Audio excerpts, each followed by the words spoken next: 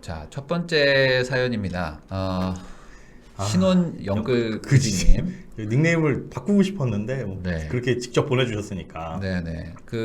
지금 저희가 하는 거는 이제 돈에 대해서 뭐 문제 있는 분들은 좀 사연을 보내달라 해서 제가 받고 있는 건데, 이분은 이제 뭐라고 해야 될까요? 그냥 뭐 집을 사서 힘들다라는 네. 거죠. 집을 구체적으로 막 딱 계획을 하지 않다 보니까 네네네. 일단 목표가 집 그리고 뭐 이런 것들이었는데 그걸 먼저 달성을 해놓은 거죠. 그 집을 산 거예요. 네네. 집을 네. 딱 샀는데 이후에 이제 삶을 그려보니까 이거 너무 팍팍하다, 너무 힘들다라는 게 주된 내용입니다. 그래서 네. 답을 찾으려고 하시는데 그러면 32세 고등학교 교사하고 네. 33세시면은 지금 결혼하신 지 그렇게 오래된 건 아닐 수 있죠. 이제 막 결혼하셨고 결혼과 동시에 집을 알아봐서 영끌 매수. 영끌 매수. 네. 영끌 매수를 하셨다. 네. IMF 시절 아버지 사업 실패로 집에 빨간 딱지가 붙으면서 도망치듯 이사 다녔다. 근데 이런 분들 많거든요. 네. 제 친구들 중에도 이런 분들이 꽤 있어가지고 그 고등학교 때 저는 이제 고등학교 때 IMF가 있었는데 네. 그때 진짜 좀 잘 되던 분들 그 직전이 사실 되게 호황기였죠. 그렇죠. 오렌지종 나오고 막 그래서 이렇게. 제 친구들 중에 막 건설사 막 사장 아들 막 이런 사람도 많았는데 다 거의 다 무너졌어요. 특히 그때 막. 타격했었죠. 네, 그래가지고 뭐 그때 사업하시던 분들 다 힘들어지신 분들이 많은데 네. 그러다 보니까 이제 안정적인 내 집을 되게 가져야 되겠다. 네. 그래서 아마 이게 안정적인 거 때문에 교사를 꿈꾸신 게 아닌가 뭐라는 거일 수도 있어요. 네. 교사는 또 그- 안정적이잖아요. 네. 그러면서 이제 그냥 교사 자체도 꿈을 두신 걸 수도 있고요. 네, 근데 네, 어쨌든 실수령액은 적으시죠, 처음에. 매달 200도 안 된다. 임용되시면 한 200 정도 안 되는 초봉에서 180만 원씩 저축했으면 이제 집에서 부모님하고 같이 살면서 네. 진짜 딱 용돈 쓰고 휴대폰 요금 쓰고 나머지는 다 저축하는 대단한 알뜰한. 건데. 예. 예. 그래서 부모님 생활비도 많이 드리고 네. 모아서 뭉탱이로 이게 지원을 해드리는 것 같아요. 그러니까 이거 아니에요? 그러니까 이 180을 모아서 네. 뭐 1,000, 2,000 모아서 생활비로 들으신 거 아니에요? 그렇게 모아서 뭉탱이로 부모님께 드렸고 이제 그랬구나. 중간에 문제가 생긴 게 모아서 네. 드리는 건 괜찮은데 네. 부모님이 저거 지역주택조합에 계약을 하셨대요. 네. 이 지역주택조합 하지 말라고 다들 그러잖아요. 그러니까요. 저게 이 지역주택조합이 정확하게 뭐라고 설명을 해야 될까요?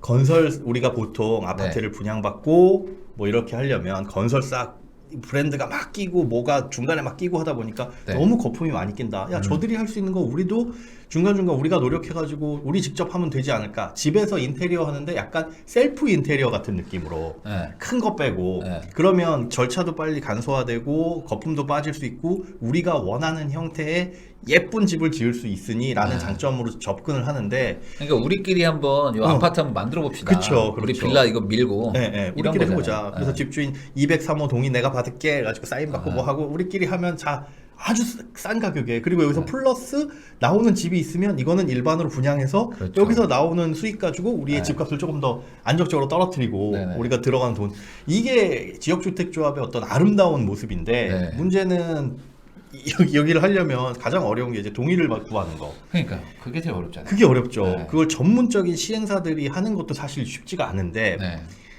이 비전문적인 비교적 그런 네. 분들이 이제 달라붙어서 하다 보니까 이게 안 되기도 하고 그리고 그걸 주가 돼가지고 하는 이제 조합의 관련 핵심 인물들이 꽁으로 일할 수는 없잖아요. 맞아요. 꽁으로 일할 수 없다 보니까 거기에서 각종 이제 그 자금 문제에 대한 불협화음도 생기고 이게 사업이 늘어지다 보니까 계속 돈이 투입되고 해가지고 안 되는 경우들이 잘 된 케이스들을 거의 못 봤어요. 네. 이런 지역주택조합으로 인해 가지고 그래서 이게 지역주택조합 같은 거는 뭐 원수한테 추천하라고 하는 그런 얘기도 있는 게 주식에서는 선물 옵션 이거. 근데 그게 왜 그러냐면 네. 그러니까 이게 결국에 땅이 다 확보가 돼야 그렇죠. 그래야지만 여기에 건물이 올라가는 거잖아요. 네. 뭐 아파트가 올라가는데 중간에 빌라가 듬성듬성 있을 수는 없으니까. 당연히. 그러면 땅의 그 지주라고 해야 되죠. 결국에 토지 소유주들이 다 동의를 해야 동의해야죠. 되는데 그 동의가 안 되는 경우가 너무 많은 거잖아요. 그게 가장 어려운 거니까. 네. 모든 사업에서 공공이든 민영이든 사실 그게 제일 어려워가지고 그렇죠. 그거 협의하는데 가장 진을 많이 빼는 건데 그러니까 여러분들이 오해하시는 게 건물 짓는 게 힘든 게 아닙니다. 그쵸. 땅을 확보하는 게 어려운 거지. 네, 땅만 있으면 뭐 건물 짓는 거 뚝딱뚝딱 해가지고 건물은 건설사가 알아서 지어줘요. 싼데 네. 여기 입찰 붙여가지고 하면 되는 거예요. 네. 문제는 땅이죠. 그러니까요. 근데 그 땅을 확보하려고 하는데 대부분 이제 잘 모르는 분들은 어떻게 하냐면은 이제 지주택 이런 거 하면은 아 이거 거의 확보 다 됐다. 조합 설립됐다. 거의 다 조합이 다 됐고 거의 지금 마무리 단계이기 때문에 지금 들어오셔야 된다. 안 그러면 이제 못 들어온다. 막차 떠납니다. 정말. 이거로 이제 우선 사는데 알박기라고 하긴 좀 뭐하고 뭐 협의가 안 되는 경우도 있고 많죠. 아니면 많죠. 일부러 뭐 들어오는 분들도 있는데 네. 안 되는 그게 있어요. 몇 군데가. 맞아요. 그러면 나머지가 다 그냥 멈춰 있는 거잖아요. 계속 그냥 홀드입니다. 근데 야 이분 왜 안 나가? 돈 준대도 뭐 왜 안 나가라고 하더라도 왜 그런 경우 있잖아요. 아유 나는 평생 이 집에서 살았어. 네. 뭘 얘가 지금 새 아파트 지어가지고 무슨 부귀영화를 누리겠다. 그냥 여기서 살다가 생을 마감할 거야 하시는 분들도 계시고. 그런 분들도 있어요. 아니면 이 집을 올리는데 공짜로 줘줘요? 아니죠. 네. 분담금 내셔야 됩니다. 분담금 내래. 내가 돈이 어디 있다고? 먹고 살 거 돈 없는데 네. 못해요. 그런 분들도 계실 거고 그래서 그런 다양한 사례들이 있어가지고 여기를 네. 확보를 못하는 경우가 대부분인데 거기에 이제 물리신 거죠. 이 지역주택조합을 그래서 이제 가급적이면 손대지 마셔라라고 하는 이유들인데 네, 그러니까 이게 지주택이 되는 케이스도 있거든요. 있죠. 근데 그런 데들은 있기야 정말 잘 어떻게 합의가 되든지 네. 어떻게 뭐 웃돈을 주든지 해서 결국에 이제 토지가 확보되면은 가는데 네. 웬만해서는 잘 안 된다. 네.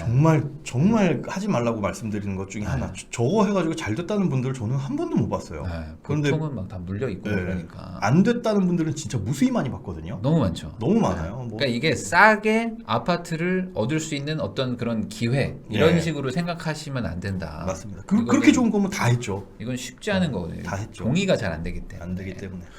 그래서 거기서 오히려 그 조합에서 뭐 오히려 돈 막 빼먹고 네. 막 그래서 막 사기처럼 반사기처럼 가는 것들도 많고. 맞습니다. 그래서 저기 조심하셔야 돼요, 진짜. 댓글 올리신 분이 친구가 지역주택조합 샀다고 했는데 진실을 말을 못 해주고 있대요. 네.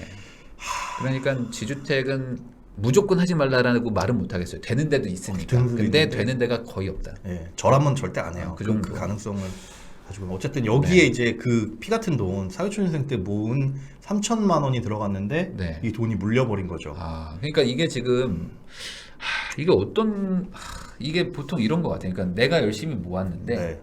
그게 이제 부모님이 날 또 키워주신 게 있고 또 고마운 마음도 있고 하니까 네. 또 부모님 집을 해주고 싶은 마음이 되게 있어요. 그런 거 있잖아요. 나는 진짜 우리 집이 어려운데 내가 열심히 돈 벌어가지고 성공해가지고 부모님 편안하게 해드릴 거야라는 그런 목표들. 거기다가 또 IMF를 겪으신 세대신데 네. 그러면 지금 32살이시니까 그러면은 25년 전이거든요. 그럼 8살인데? 그 어렸을 때 기억이 남아있는 거죠. 그러니까. 여기저기 이사 다녔던. 그때 8살 때 막 그 문 열고 이게 그 강제 집행 들어오면은 그냥 그 신발 신고 안전화 신고 막 아저씨들이 막 들어와요. 문 따고 들어오면 막 문 땁니다 하면서 막 들어와가지고 막 그 딱지 붙이고 막 다 들고 그러니까. 나가버리고 막 하거든요. 그런 경험을 하셨으면 이제 어. 굉장히 그거에 대한 안정적인 집에 대한 욕구가 크셨겠죠. 그렇죠. 그래서 부모님이 아파트를 하나 해드려야겠다라는 생각에 이제 부모님이 나 지주택 뭐 이런 거 하나 알고 왔는데 요거 계약금 3천만 좀 해줘라.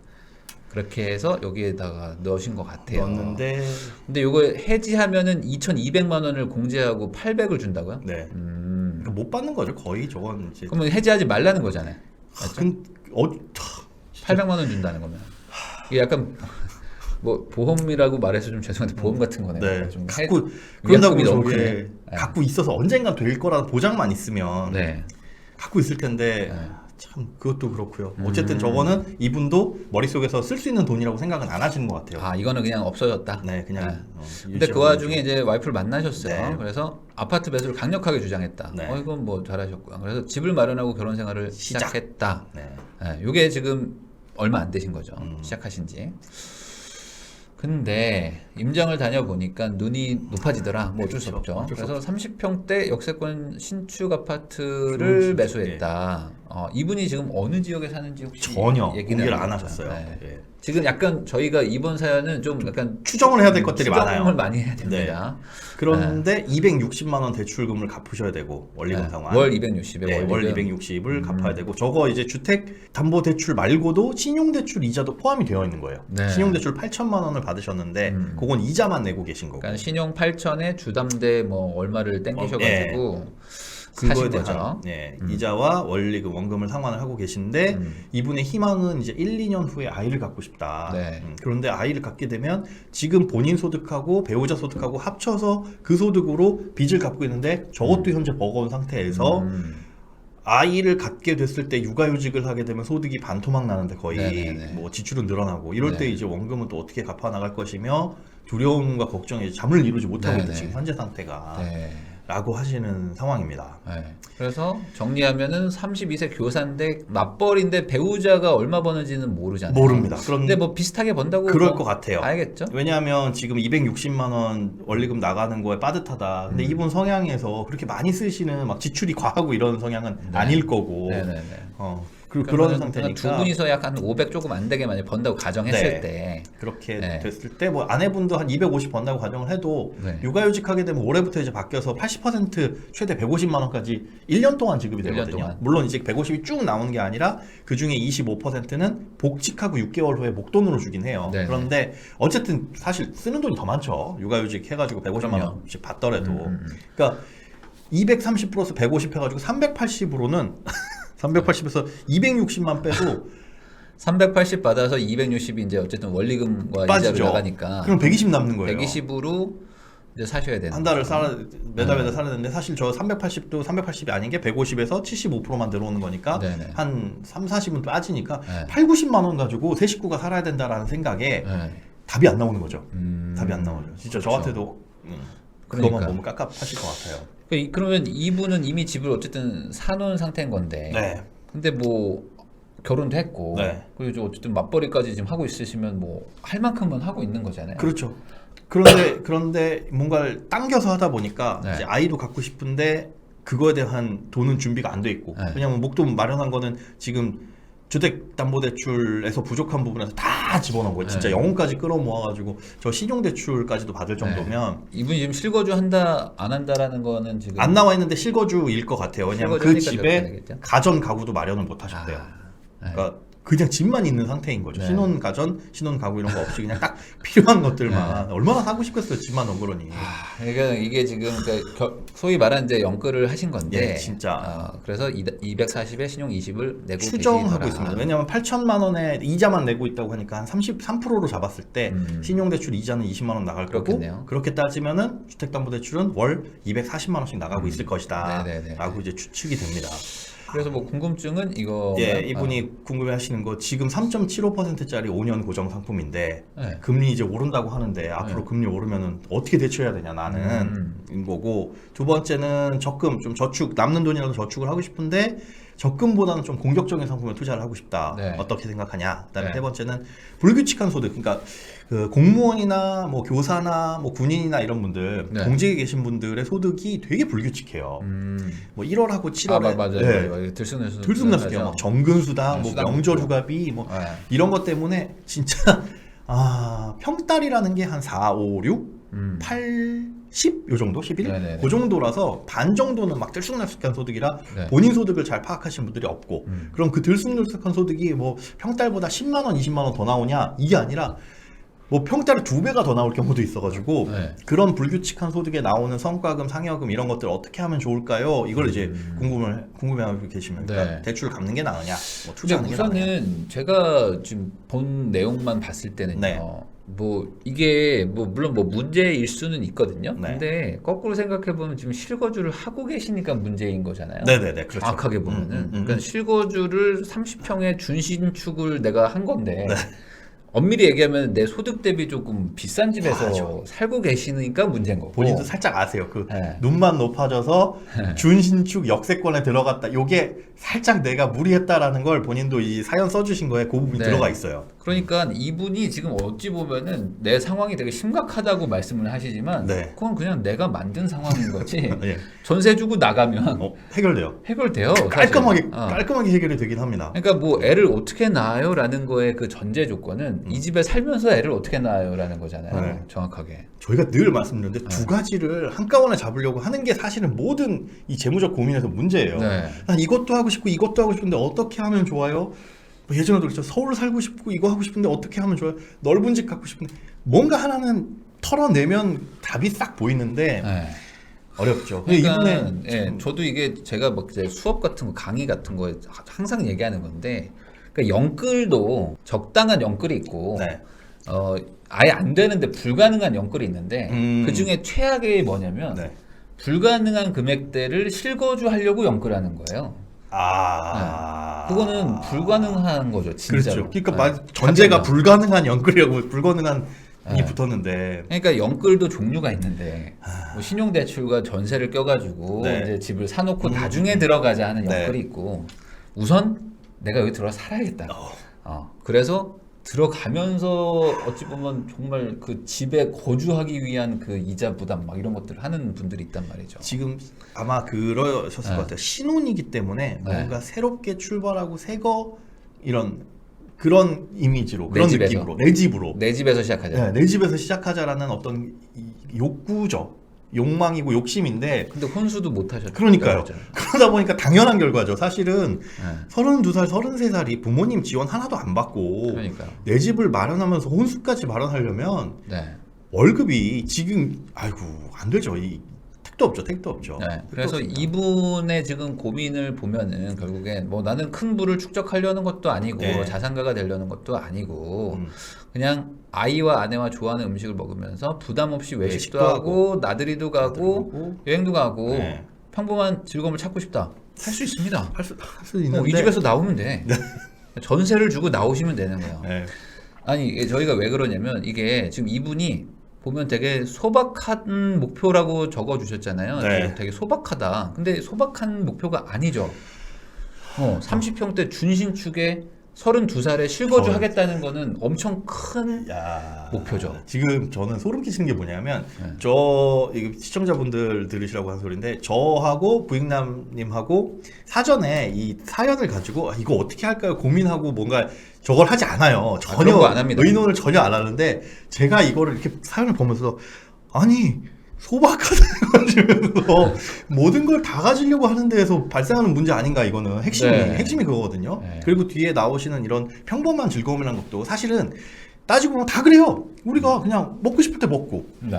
좀 사고 싶은 거 좀 사고 여행 가고 싶을 때 가족이랑 뭐 1년에 한두 번이지 그럼 한 달에 한두 번 여행 갈 정도면 그건 정말 그 정도면 재벌 내 네. 맘대로 다 가고 근교로 나들이 가고 이 정도가 네. 근교로 나들이 가서 외식 그 외식을 뭘 할 것이며 나가가지고 떡볶이 사 먹는 또 외식인데 저는 떡볶이만 사 먹어도 행복해요 인지 아니면 한번 나가서 외식하는데 저기 근사한 호텔 가가지고 뷔페를 먹는지 그거의 차이인 거지 네. 모든 사람들의 소박한 꿈이 이겁니다 사실은 이거 맞아요. 말고 우리가 뭐 돈 벌어가지고 뭐 하겠어요 돈 벌어서 가족들하고 시간 보내고 밥 먹는 게 다예요. 그게 다예요 근데 그 외식과 여행의 그 질과 수준과 규모의 차이인 거지 단가가 바뀌는 거지. 맞아요 방법은 맞아요. 똑같다. 똑같습니다 그러니까 저는 이 사연을 딱 보고 나서 신혼 연끌 그지라고 적어주셨는데 제가 봤을 때 연끌이 그렇게 연끌이 아니에요. 제가 봤을 때 그냥 최대한 내가 대출 받을 수 있을 정도로 대출을 받아놨는데 네. 지금 내 원리금 상환 능력에서 소득에서 벗어나 버린다 보니까 그게 문제가 된 거지.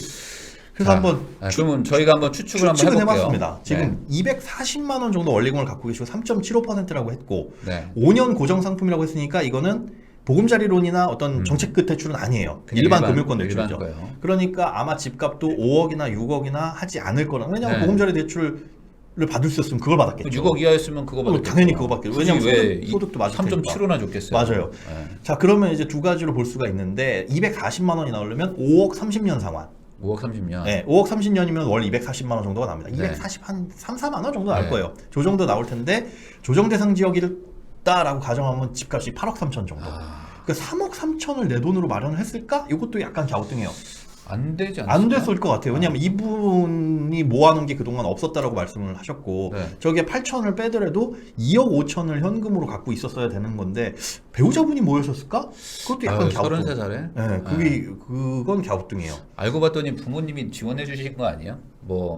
네가 근데 부모님이 계약금 달라고 그렇죠. 그러잖아요. 근데 처가에서 할 수 처가 있겠다. 쪽에서. 그런 가수 1번은 이거고 네. 2번은 4억 20년으로 상환할 경우. 4억을 20년. 근데 20년도 사실은 20년을 상환한 사람이 있나 싶기도 해요. 일단 길게 굳이 뽑으니까. 그렇게는 안 하잖아요. 안 하잖아요. 네, 그렇게는 안 하죠. 만약에 4억 20년 상환일 경우에는 집값은 5억 8천에서 6억 7천. 왜냐하면 네. 서민 실수요자 요건에 해당되니까 대출이 더 나와서 네. 조정 대상 지역이냐 투기 과열 지역에 따라서 뭐 최소 50에서 많게는 70%까지 왔다 갔다 할 수 있으니까. 근데 이 정도면은 보금자리로 가는 거 아니에요? 뭐 그렇죠. 개인적으로. 그러니까 저거는 아닐 것이다. 뭐 여러 네. 가지로 유출을 해봤을 때 여기가 좀 가깝겠네요. 네, 집값의 밴드는 아마 7억에서 한 7억에서 8억 정도 8억 사이에 정도다. 집을 들어갔을 네. 가능성이 농후합니다. 그러면 사회생활 하신 지 오래 안 되셨는데 네. 8억짜리의 실거주다. 그러니까 그거는- 역세권의 준신축 그렇죠. 아파트. 역세권 준신축 8억 쉽지 않은 거죠. 예, 솔직히 예. 이 정도면은 거의 뭐 경기도권에서도 그래도 좀 괜찮은 곳. 나쁘지 않은 데거든요. 예. 그러면 여기서 지금 사는 거는 무리일 수밖에 없는 거예요. 무리.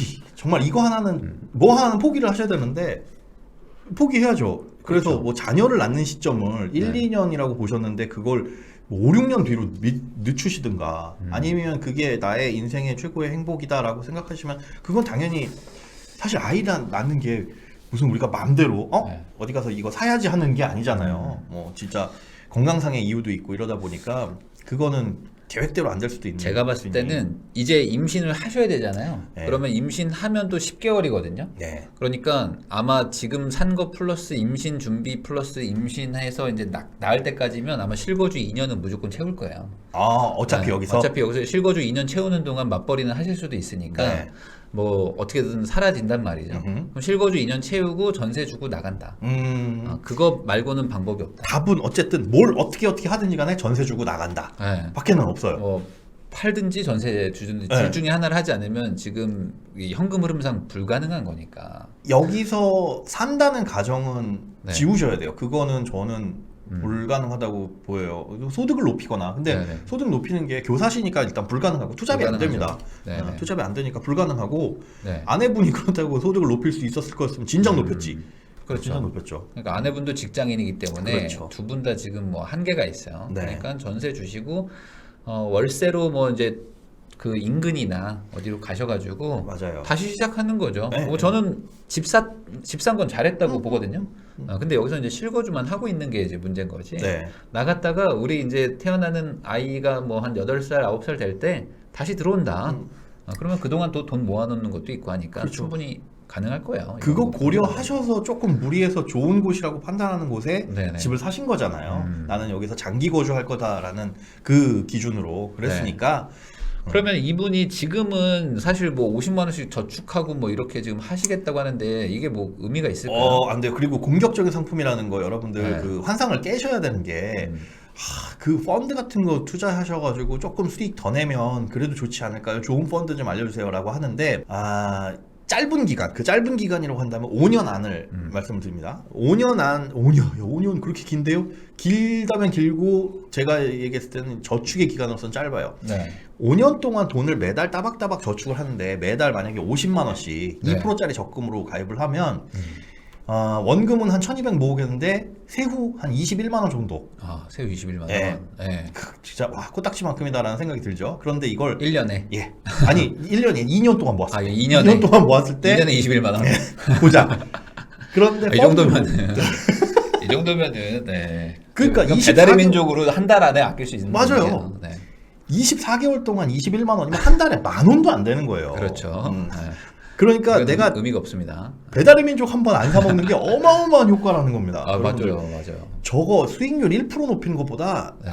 한 번 아끼는 게 얼마나 쉬워요. 그럼요. 그거 하셔야 된다는 거예요. 두 네. 번째, 나는 그래도 공격적으로 펀드 운영해가지고 수익 좀 내보겠다. 수익이 2배 이상, 연 5% 그냥 떨어지지도 않고 쭉 가정을 한다 해도 62만 5천 원을 받을 수 있습니다. 41만 원 차이예요. 네. 41만 원. 근데 저것도 나눠보면 월 17,000원. 그러니까 이게 그러니까 워낙 이제 그 시드가 작으니까 예. 한계가 있다. 한계가 있어요. 그러니까 짧은 기간 안에서 내 저축액이 크지 않으면 수익률은 사실 아무짝에도 쓸모없다. 괜히 저거에 막 몰두하면서 야 나는 적금 아니고 펀드를 해볼까? 코인을 해볼까?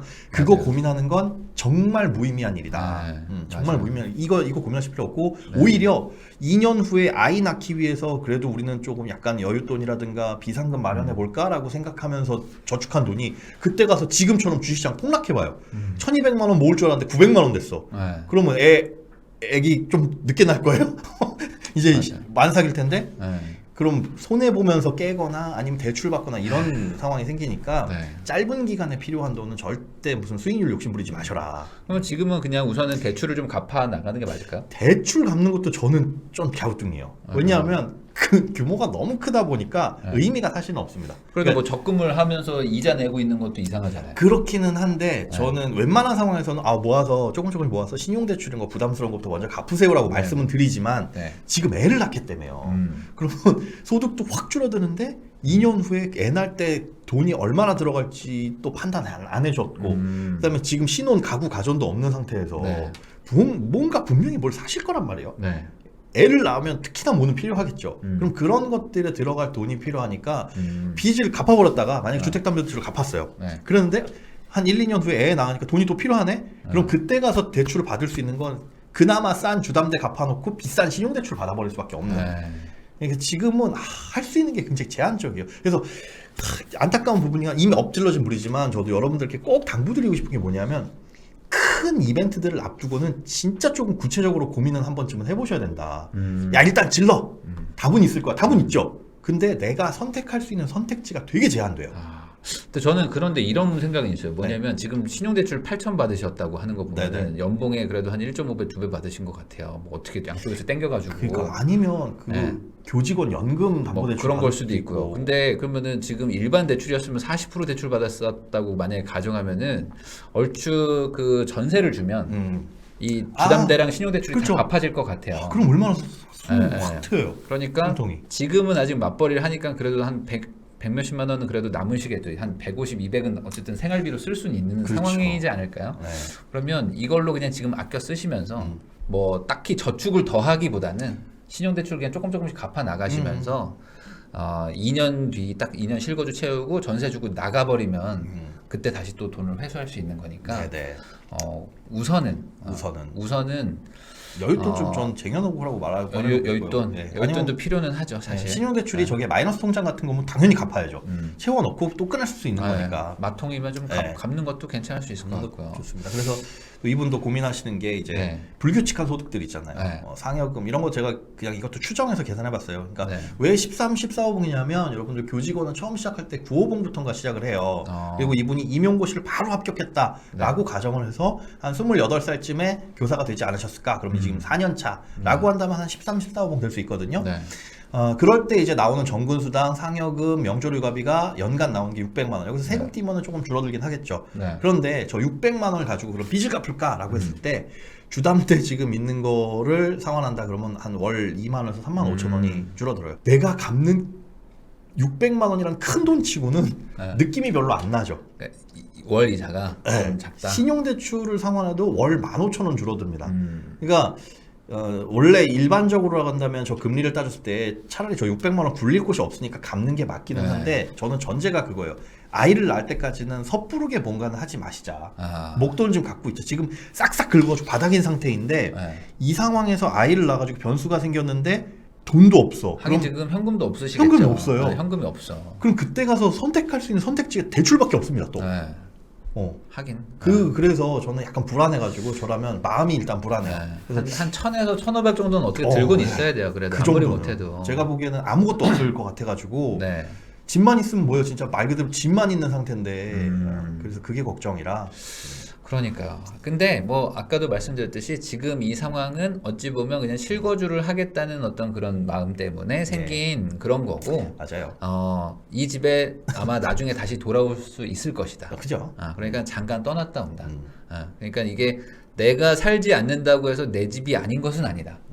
잠깐 빌려주는 것 뿐이니까 잘 하셨다. 잘하셨고 그리고 아까 그 적어주셨던 뭐 소박하게 뭐 근교로 여행 가고 하는 거 다 된다 나중에 다 되시고 애는 뭐 낳을 수 있으면 빨리 낳는 게 낫지 않을까? 건강도 생각하셔야 돼요. 지금 배우자분이 33살이라고 하셨으니까 그러네요. 나이가 또 적지 않으시니까 맞아요. 그거는 돈 때문에 미뤄두는 거는 저는 네. 아니라고 봐요. 이제 네. 출산을 계획하셨으면 건강하실 때 출산을 하시는 게 나을 거라고 생각이 되고 아이 낳으면서 2년 실거주 채워놓고선 나오자. 그렇죠. 이렇게 생각하면은 나오시는 건 어떻게든 기본적으로 가정이 돼야 됩니다. 거기서 그렇죠. 살면서 뭘 하려고 한다면 여기서 만약에 안 나온다? 그러면 더 이상 할 얘기 없어요. 할 얘기 없어요. 알아서 해. 네.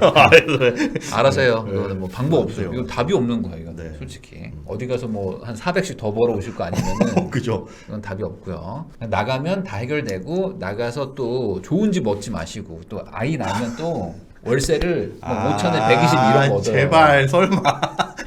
아니 이게 또 생각보다 사람들이 또 그럴 수가 있어요. 왜냐면 지금 또 준신축이라고 하셨잖아요. 그러니까. 여기 역세권 맞아. 살다가 그 수준이 있죠. 또 빌라 이런 거 가기 쉽지 않거든요. 게다가 260만 원 원리금 상환 내던 게 사라지면 네. 여유가 확 생기는 느낌이 확 들어요. 생기죠. 야, 이 정도면 한 네. 100만 원 초반대 안 돼, 월세는 안 돼. 가도 되지 않을까라는 그거 그런 절대- 생각하면 절대 안 돼요. 되고 절대 안 돼요. 우리 애를 어떻게 이런 집에서 살게 하지 그런 생각 버리시고 네. 진짜 최저의 수준의 집에 가서 사시고 네네. 아이가 한 5살까지 어차피 기억 못 하니까 거기서 그냥 좀 한 4, 5년 악착같이 모아가지고 예. 다시 돌아온다. 네. 진짜 아비배. 그 계획을 세우면 나중에 여기서 사실 수 있을 것이고 충분히. 그게 아니고 그냥 나는 뭐 120짜리 또 아파트 또 얻어가지고 또 이렇게 또 쭉쭉쭉쭉 산다. 어지러지래요.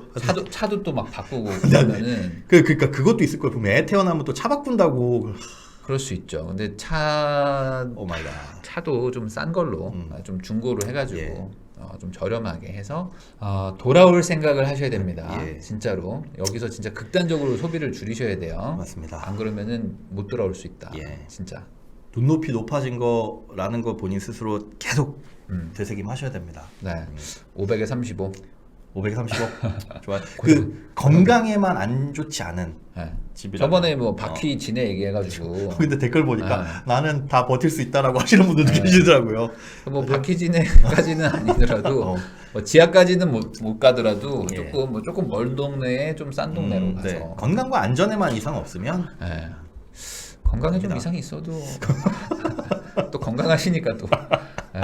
왜냐면 저도 되게 안 좋은 집에 살아봤거든요. 네. 근데 또 살만해요. 맞아요. 그 뭐, 네. 집에 곰팡이 있다고 진짜 그 곰팡이가 여기 내 얼굴에 붙는 거 아니니까. 근데 곰팡이 이렇게 막 쫙 점점 커지긴 해요. 장마 그때 그것도 엄청 있고 커져. 저는 그거 뭐죠? 기생충 보셨어요, 영화? 봤죠. 그거 보면서 되게 공감했던 게 있어요. 네. 영유하는 거요? 몸에서 냄새 난다. 맞아. 곰팡이 냄새. 그 묘한 그 냄새, 아. 그 쿰쿰한 냄새가 내 옷에 배어 있는. 옷에 배 있는 거. 그건 정말 여러분들 경험 안 해보시면 모릅니다. 이건 모르거든요, 내가. 네. 근데 어디선가 옷을 벗어놨다가 다시 입거나 뭐 이럴 때 네. 그게 느껴진다라는 거. 근데 그걸 인지를 못 하고 있었어요. 제습기로 안 되나요? 될 수도 있죠. 요즘 방향제도. 근데 그때 당시에는 그걸 모르고 있었는데 기생충 영화를 보니까 그렇구나. 그래. 이게 야, 물 되게 먹는 하마 뭐 이런 걸로는 안 되나 봐. 아이고. 하마 꽤 필요할 걸요. 물 많이 먹어야 되는. 어쨌든 그런 식으로 좀 이렇게 좋게 생각하자. 근데 저는 이게 되게 인생의 지금 딱 그 갈림길이라고 생각합니다. 네. 이걸 포기 못하고 여기서 계속 사시거나 아니면 이 정도 수준을 유지하시려고 하면은 네네네. 점점 안 멀어지실 됩니다. 거예요. 나중에는 그냥 예. 실거주가 아니라 그냥 팔아가지고 예. 뭐 그렇게 되지 않기를 저는 좀 바라봅니다.